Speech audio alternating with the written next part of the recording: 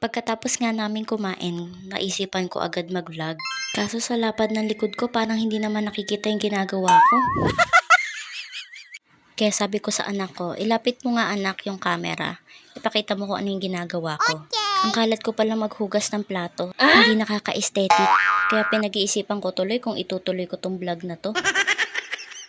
Kaso simula pa lang ng video, parang wala nang manunood. Pero sabi ko sa sarili ko, sige lang itutuloy ko to. Pero parang ngayon pa lang nagdududa na talaga ako. Pero sabi ko sa sarili ko, pangarap ko magkaroon ng bahay at lupa at saka sasakyan.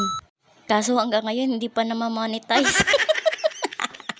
Ayan, tapos na pala ako maghugas. Wow! Dito iniisip ko kung ano naman yung kukut-kutin ko dito sa bahay para may mai-video. Niyaya ko din pala yung asawa ko, sabi ko, sama ka sa akin sa video. Kaso mahiyain kasi siya. Wait lang, napahiya ata ako.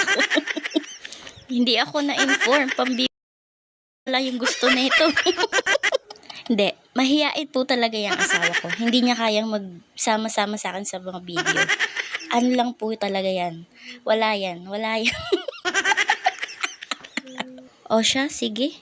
Mag-iisip muna ako kung itutuloy ko tong pagbablog ko. Yung mga kasama ko kasi dito sa bahay, hindi talaga nakikisama.